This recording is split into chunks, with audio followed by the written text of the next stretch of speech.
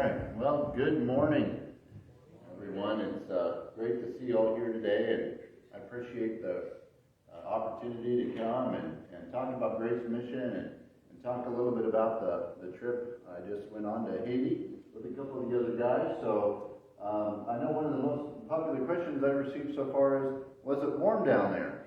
And the answer to that is yes, it was quite warm. As you can see, we got some palm trees, some banana trees.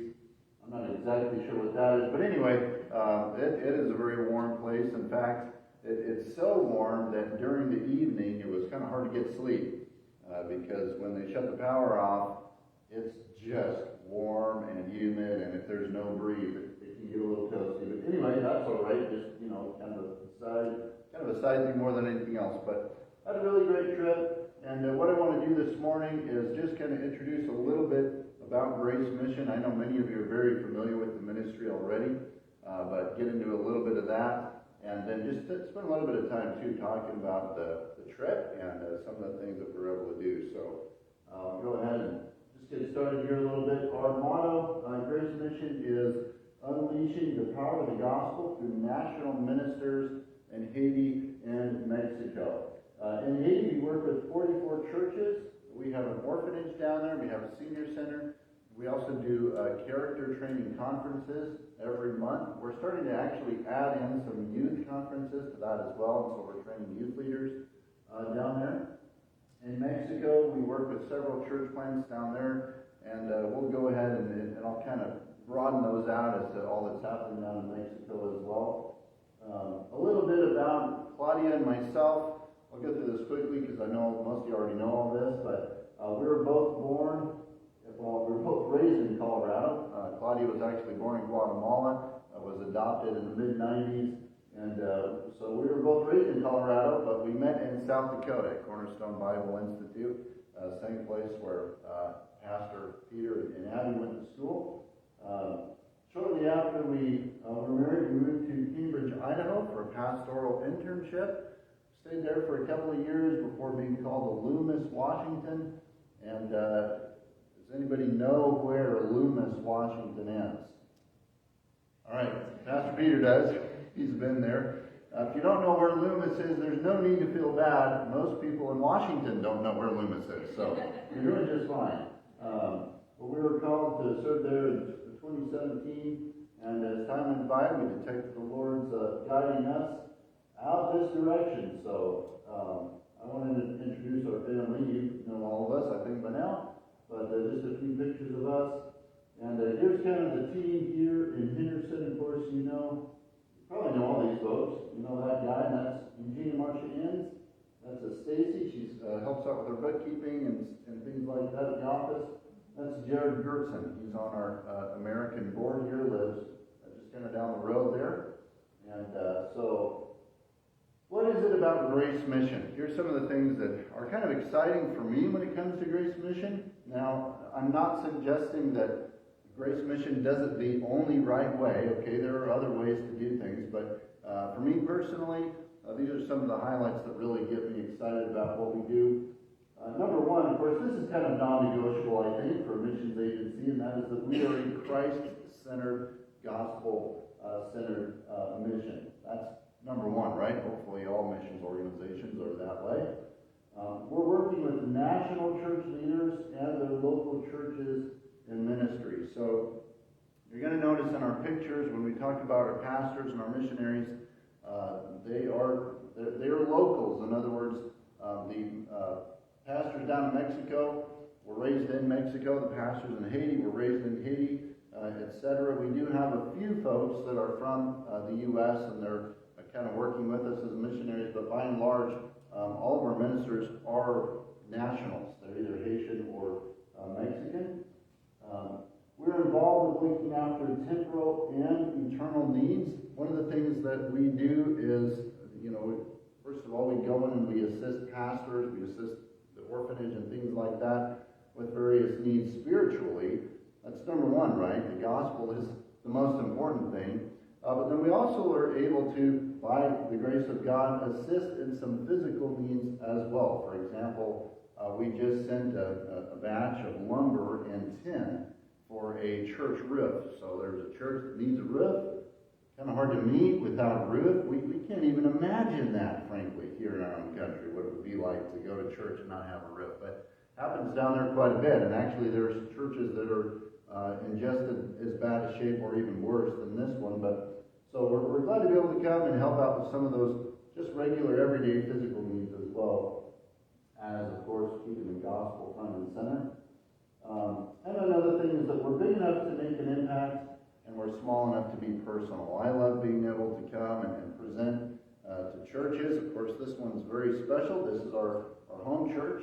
But I love being able to go to churches and actually get to know people. Whether I remember all the names or not is another story. I'm not always great at remembering names, but we do our best to do that and just kind of build relationships. And some of these larger organizations, again, nothing wrong with that, but they just don't have necessarily that personal touch. So we're glad to be able to do that.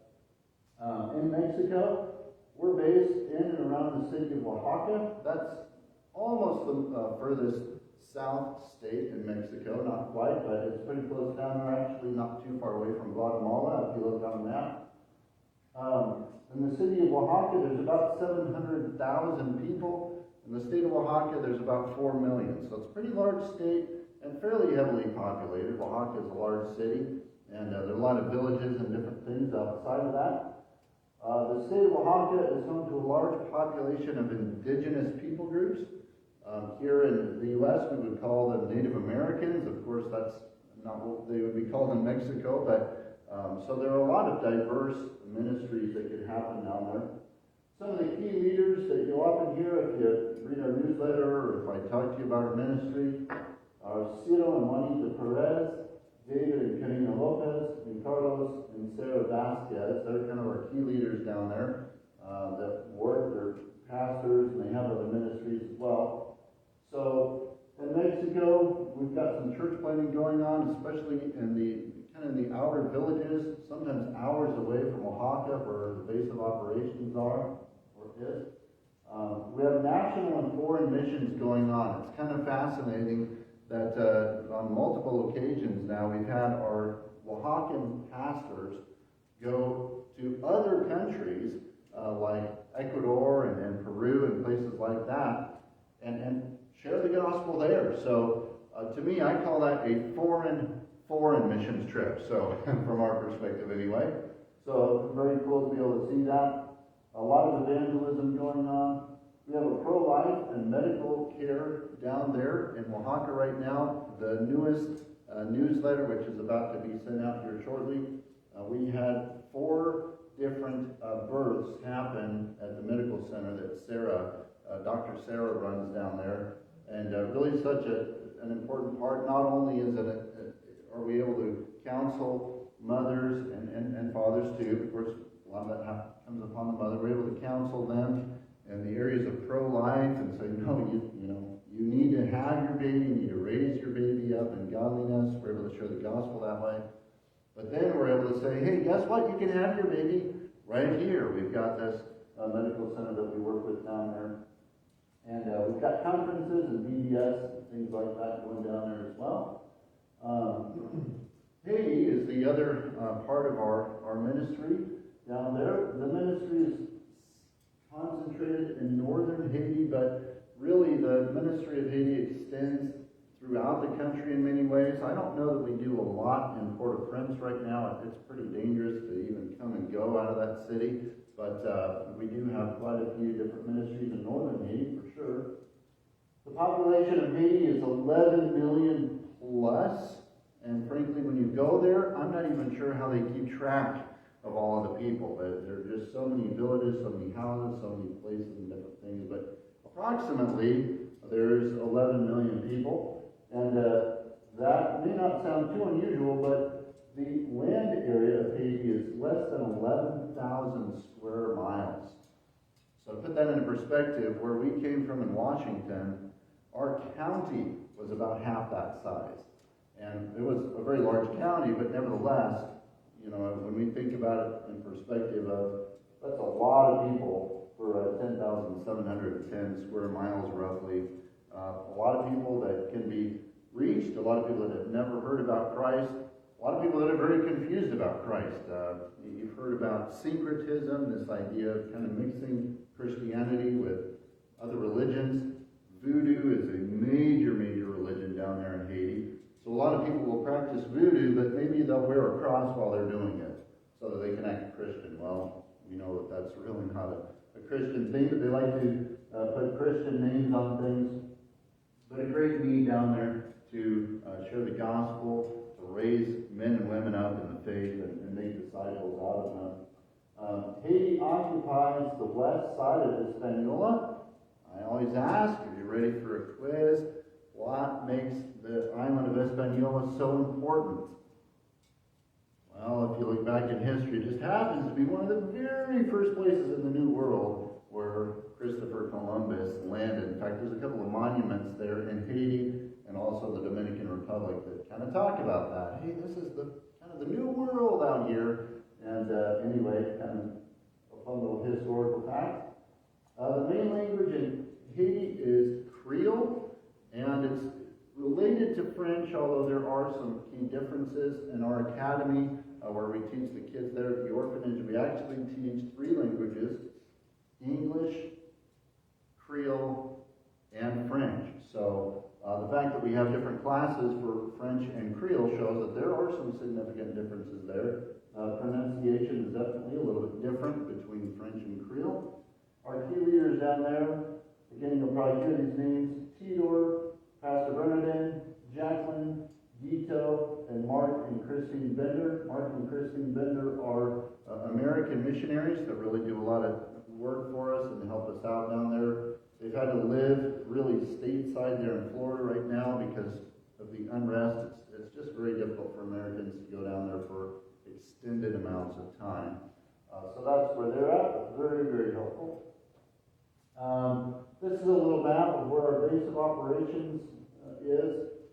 And there in Lee Bay. And again, we've got the orphanage there, the senior home, churches. We're working on church planting, character conferences, and then again, recently we started to train youth leaders as well, so we can really try to reach younger people through that way. I did get on Google Maps and kind of get a little bit of a picture of our compound there. And we call it a compound because it does have a wall and a gate, and there's wire and things like that to keep people out. And that may sound surprising. You say, well, what are you guys up to? Well, there are a lot of compounds in Haiti. It's just kind of the thing that you do if you're a hotel, if you're an apartment complex, if you've got a kind of a larger business. The normal thing is to have a wall, to have gates, to have wire, to have security because of the amount of theft and things that go on there. But you'll see this big building there in the center. We kind of say it looks sort of like an octopus. It doesn't have 8 legs, but it's getting there. And that is the Lee Bay Church. We also use parts of this for the orphanage. Those are classrooms right there, for example. And this is where the character training office is. That's kind of the garage for our vehicles, generator housing. And this is the senior home up there. That's some housing over there. And a lot of that green there is just used for kind of whatever. We've got some goats and things that graze, and then of course it gives the kids some room to kick the soccer ball around or what have you. So that's kind of our compound there. And you see the main road, at least that's what we would call it, and it kind of goes by there. So we'll move on just a little bit here. Some of the things we do here at the home office, and you can ask Mr. Dave all about it, and he'll tell you about that stuff there. We load up a container. For the past little while, we've been doing it every single year. We load up a container, and we send it down to Haiti. We're trying to decrease a little bit the amount of containers we send. It's getting extremely expensive to send those, and so now we're trying to cut back a little bit, maybe one every 2 years instead of one per year, but kind of seeing how that goes. But now, if you go to Grace Mission, you look at our storage room, there's nothing there. We cleared that thing out, and you can see this picture there. That's on loading day. We've got all these pallets lined up in front of the Grace Mission office there. And then, of course, the picture right here shows what it kind of looked like inside the truck. We actually loaded it even more than that, but that's where it ended up, on the truck. And you can be praying tomorrow that they release our container to us. It did make it to Cap Haitian, which is the northern hub for Haiti. They've got a big port there. That's where the airport is for northern Haiti. We fly in and out of that airport. But we've had issues because they just want more and more things from us. They keep coming up with new regulations and I guess ways to tax and get more money, or whatever you want to call it. Anyway, so they're trying to hold on to our container and ask us for more paperwork. We hope that we've finally presented enough that they'll say, okay, you can have your container. So we hope that that'll happen tomorrow, or at least this week sometime. But it did make it down to Cap Haitian. We do know that much. So we're very glad to hear that news. We're just hoping it goes a little further to Lean Bay. Some of the other things we do prepare biblical training books for T-Dort and others. If you come down to the office there, you might hear our duplicator running, and it's basically a mass copier printer. And we'll put one piece of paper in there, and we'll set it up to copy 150, even 300 copies, and it just sits there and, one after another, spits out copies. And we're able to put those on the container or send them down to Haiti for one of our guys to take. And they might distribute them in the church. They might distribute them at these conferences, things like that.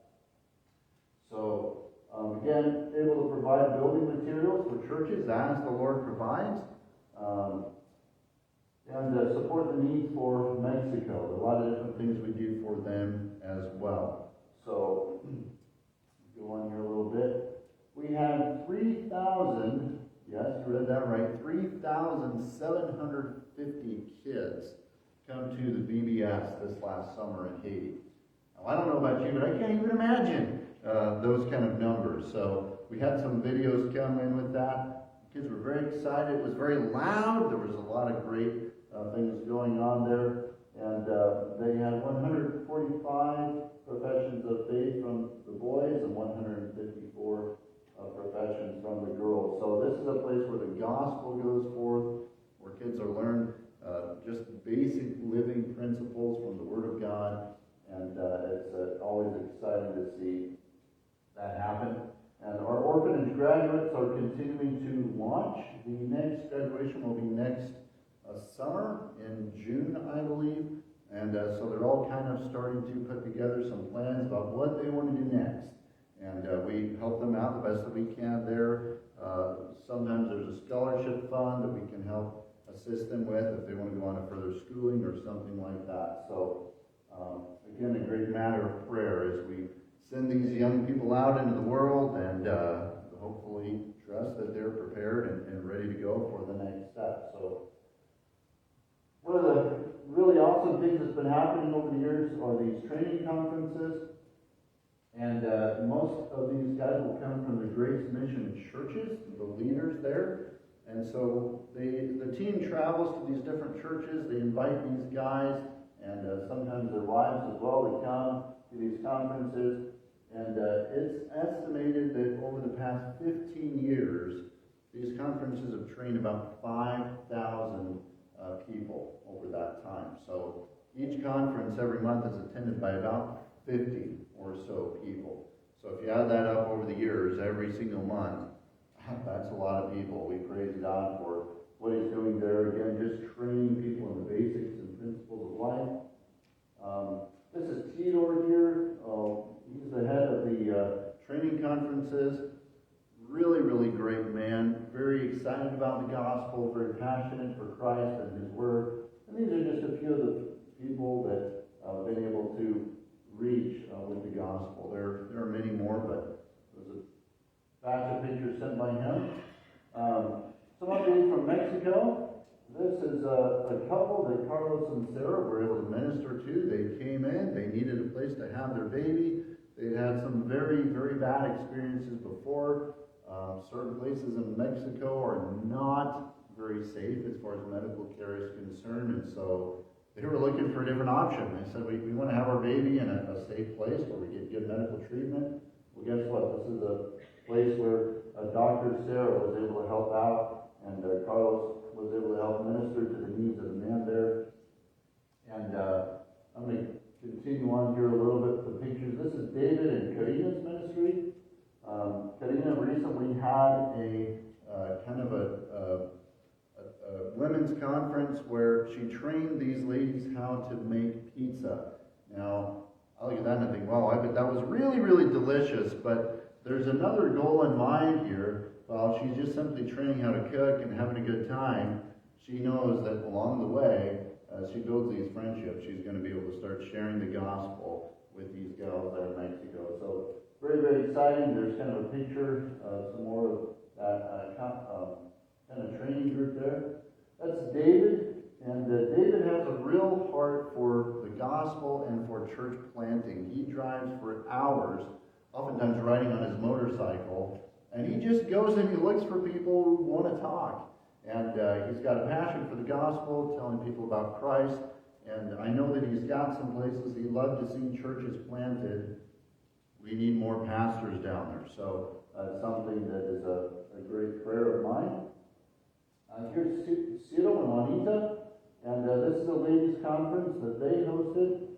This is a road in Peru. So again, they went down there. They saw a need in Peru. They said, we're going to go down there, and we're going to preach the gospel. He is a dentist, and so he's able to go and do some medical assistance for them, and they're both able to go down there and just minister to the needs there down in Peru. So that's a little bit of a nutshell of Grace Mission. I'm going to throw it a little bit more speedy, I guess, than I normally do, because I wanted to share just a few minutes about the trip. I know many of you are praying for that, and so I really appreciate that. So I'll talk a little bit about the trip here before I finish, and then maybe just have a couple minutes for questions as well.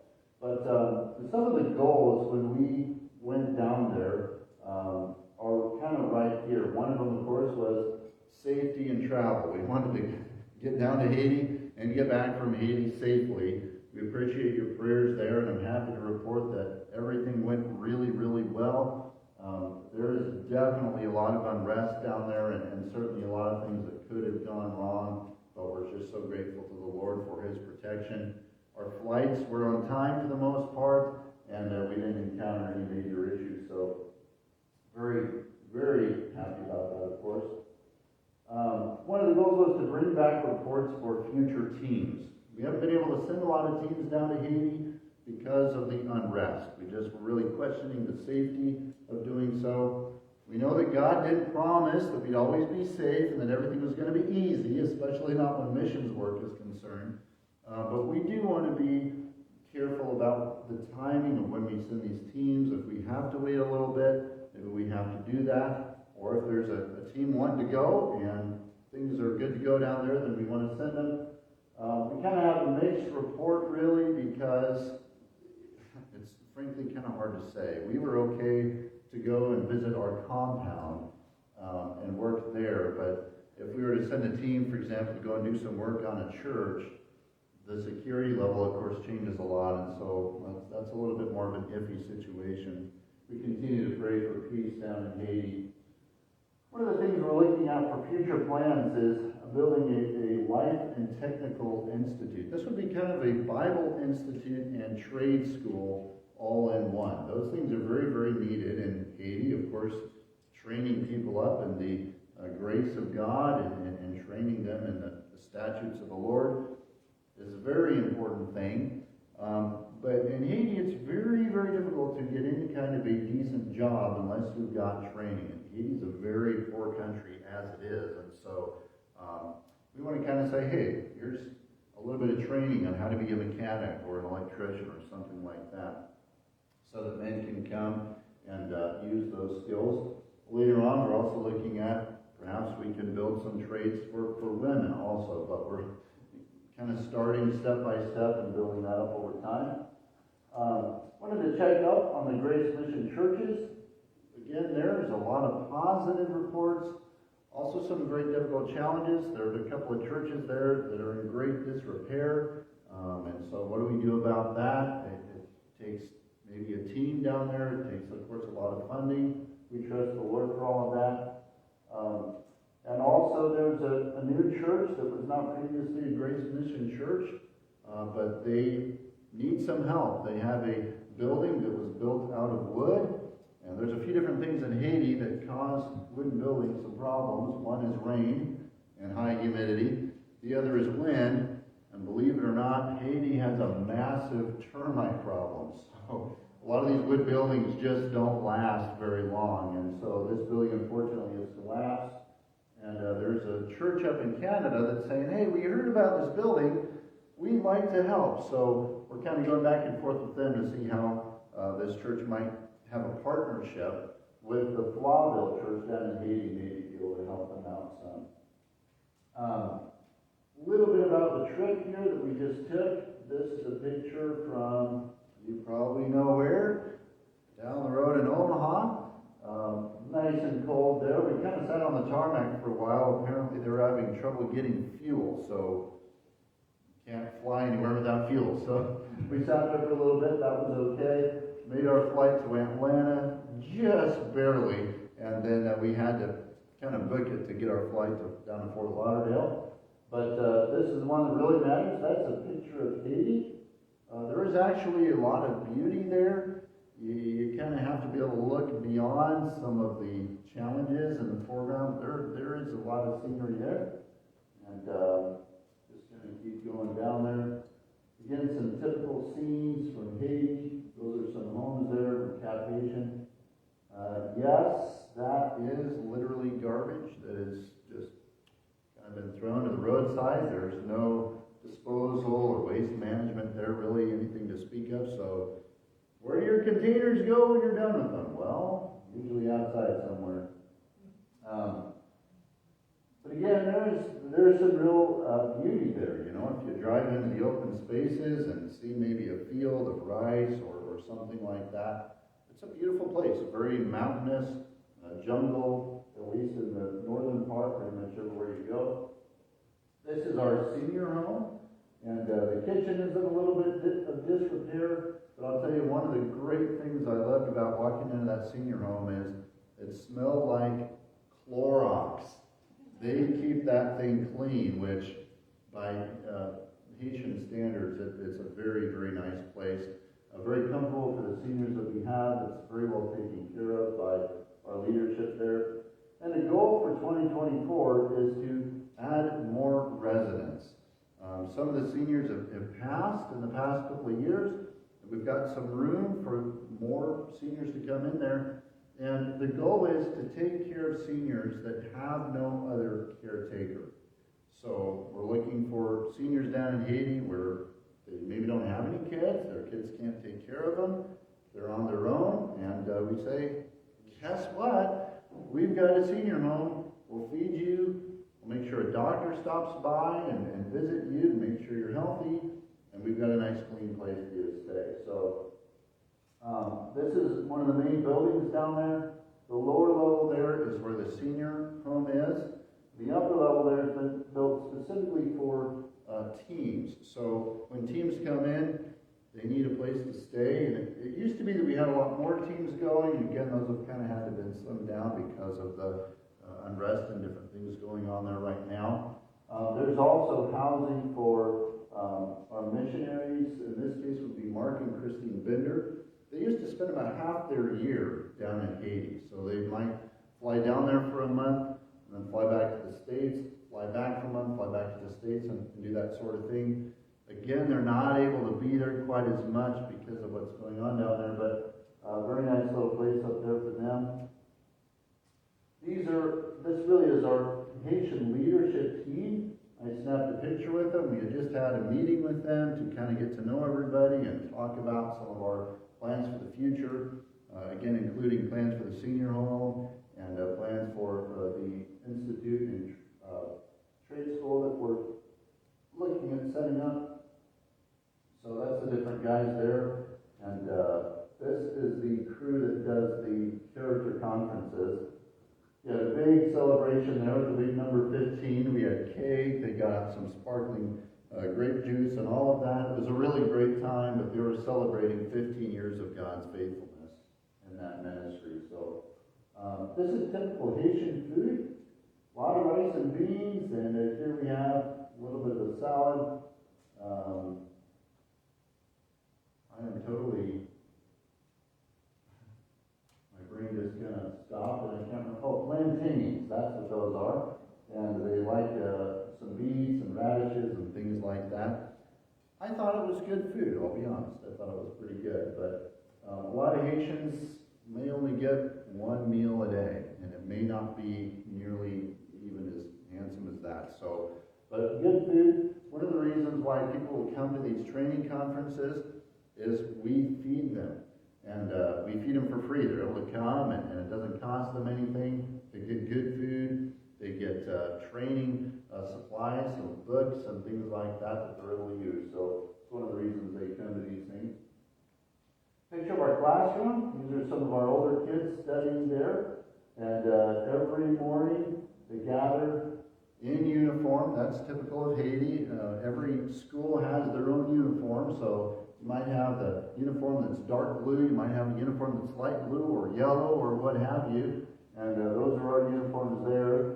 This is actually on a Friday. I guess we do casual Fridays in Haiti, so they're in their more casual attire. But every morning they raise the Haitian flag, they sing the Haitian anthem, and we make sure that that's a part of their lives, you know, that they understand all of that. This is a picture of the pastors that were able to come. They had a big pastors meeting while we were there. And not all of the pastors were able to make it, of course, but this is a large segment of them. And you see them all circled around there. This is the Limbe Church building that's been built over the years by various teams and that have gone over there. But there's a wide variety of the different churches down there. Some are a little smaller, might have 20, 30 people. Some are a little larger. They might have upwards of 200. A lot of different geographical locations. There are churches that are practically right on the beach. There's one church that you cannot even get a vehicle to. It's on a mountaintop, and so you can maybe drive to the trailhead, and then you have to walk the rest of the way, because that's where the village is. So some of these churches are very, very rural, very far away from a road or anything like that. One thing that is just really great about this is their regular monthly meeting. And every month, whoever can make it in to these to Limbe for this, there is pastoral training. And so these guys don't have a big seminary or anything like that they can go to. A lot of them would never be able to afford it. So they may kind of have kind of a basic understanding of God's Word, but guess what? They're being trained more and more as time goes on and how to be good pastors and doctrinal issues and things like that. So, really great blessing there. And again, just a couple last minute pictures. I was a little disappointed. All the bananas on the trees were really, really green. Not quite ready for me to eat. So, you know, maybe next time. But that's what some of the banana trees there look like. And this is the airport. And you can see the houses and things like that. We're just coming out of there in Cap Haitian. Gives you kind of an idea of what it looked like down there and just some of the challenges that they have in Haiti. But we were able to fly out of there and land in Fort Lauderdale and have a safe journey. So some of our prayer requests here. Again, peace in Haiti. Thankfully, we had a really great trip there. Church planning and discipleship in Oaxaca and in Haiti as well, of course. We've talked about needs for our family as we just kind of get to know more and more of the ropes there, Grace Mission and all of that. And a couple of Bible verses. Proverbs 16:9 talks about man planning his ways, but the Lord directing his steps. And we want our steps directed by the Lord in whatever we do. So, talking a little bit about that, I'm going to go ahead and just end there because I know church is coming up pretty soon, but maybe just a couple of minutes for questions if anybody has something they'd like to bring up. Is it got a day to go to the senior center?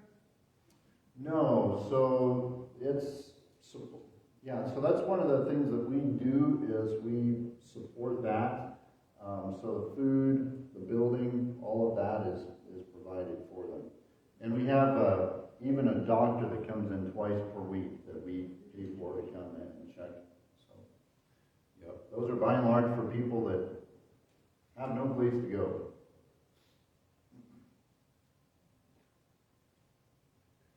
The unrest that's going on right now, has that been a long time? And is there any way to get through that? Yeah, so really good question. Haiti historically has been a country with unrest just in general. Their government's very corrupt. They've been very, very poor. They've had a lot of challenges just trying to get a good, solid, friendly, hospitable country together. But the biggest problem in recent years is gang violence. They estimate now, depending on which news outlet you read, that about 80% of Port-au-Prince, their capital city, I think their metropolitan population is probably 3 to 4 million. They estimate about 80% of that city is controlled by gangs. So there's a lot of violence. The murder rates are really high. The assault rates and different things really, really high. Cap Haitian has issues with that as well. Again, that's the northern hub, but the gangs like the bigger cities, right? They like to take over the biggest dog in the neighborhood. So they really run Port-au-Prince. There's a lot of gang influence on Cap Haitian. So even though we don't travel to Port-au-Prince, we still have to be careful, going through Cap Haitian. But most of it is due to gang violence. Yeah.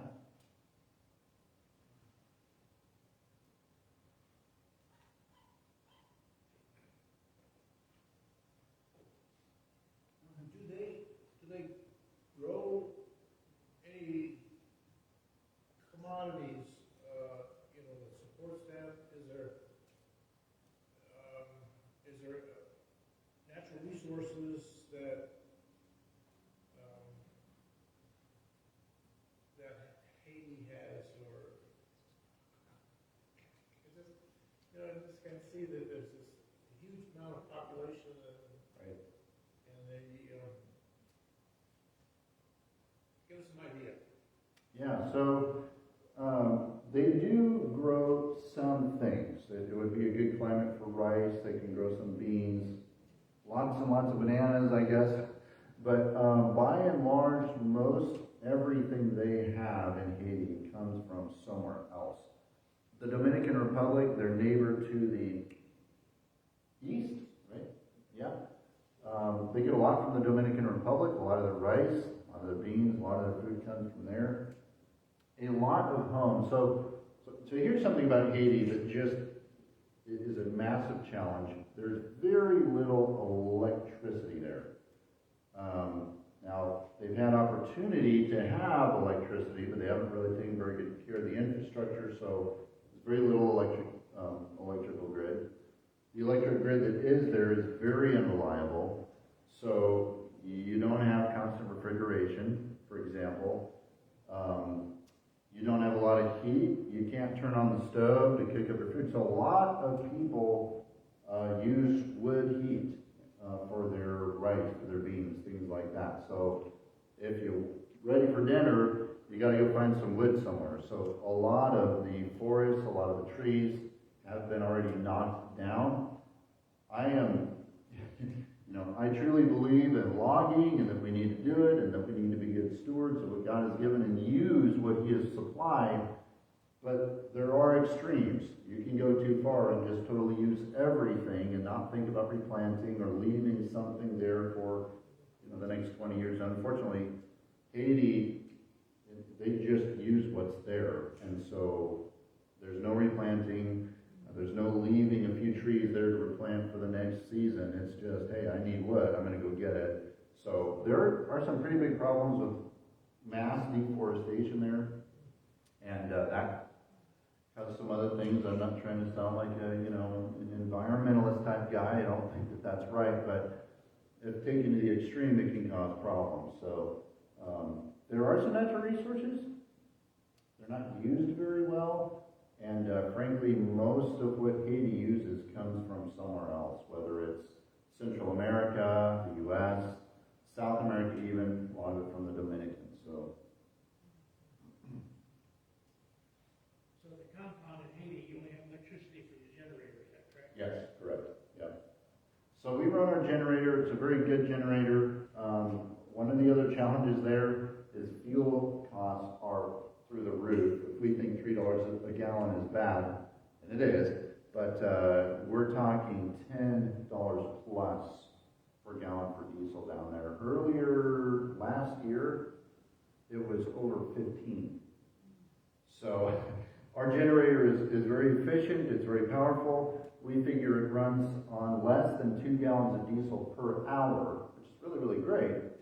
But you have to think about it. If you're running that all day, all month long, that energy bill gets pretty spendy. So we run our generator a couple hours in the morning for the kids are getting up, and for the the senior homes getting their day ready to go, and then we run it again a few hours at night, and which really is pretty good, as far as that's concerned. We are probably one of the only compounds, one of the only places in our city that has regular electricity, other than the hospital and maybe a couple of larger businesses. Everybody else is kind of just sitting on the power grid. Maybe they have the money to connect. And again, the power grid is so unreliable that, I've heard stories about you go through with no power throughout the whole day, and at 2 a.m. in the morning, suddenly it turns on for an hour, and then it shuts off. So very random, very unreliable. Obviously, you can't run a business that way. You can hardly run a home that way. So it's a pretty sad deal. But yes, we are blessed to have power. If we need it, we can turn it on, and we do run it, as needed as we can, depending on what the fuel sources are. So your food source is refrigerators. Do you use kerosene refrigerators then to keep your food cool? So almost all the food we have is non-perishable. So a lot of canned goods and a lot of rice and beans, things that can sit there for a long time. Even when we were there, we brought in some food for us so that we wouldn't have to draw from the compound supply. And almost all of it was non-perishable items. One of the reasons there's not a lot of meat down there is just that. But of course, meat has to be refrigerated eventually, and so what do? You might go butcher a pig or something like that, and it can hang out there for a little bit, but you gotta put it in the freezer or something eventually. And if you only got power once in a while, that's not a good situation. So, but we did bring in a little bit of canned chicken, which was a real treat. So that worked out. So, well, I think it's just about 10:30. Yep, about 10:30. I'll go ahead and close out, and then, you're welcome to ask me any questions at all at any time. There's a sign-up sheet if you'd like to receive the newsletter or anything like that. The other thing I just want to add real briefly, we are having our banquet on the 22nd of March. It's going to be here at FEBC. We'll have our Mexican ministers here. We plan to have somebody from Haiti. Mark and Christine Bender will be here. And it'll just be a really great time to get to know these guys, to see what they're doing. It's one thing for me to stand here and present it, but to have them come and talk personally about their ministry. So you're all invited to come to that. There is no charge. So mark your calendars. If you'll be here March 22nd, you're more than happy to come. It'll be catered, good food, great fellowship, and I think a lot of fun. So I want to let you know about that. We'll get a flyer to Peter and give you some more information. But we're going to go ahead and close, and we'll go on to the next thing. Dear Lord, we thank you for this time. Thank you for this church, Lord, and these brothers and sisters, Lord, that are, Lord, just truthful to your word, that are true to you. We just thank you for them. Lord, bless this church, and Lord, keep us safe and well until we can meet again.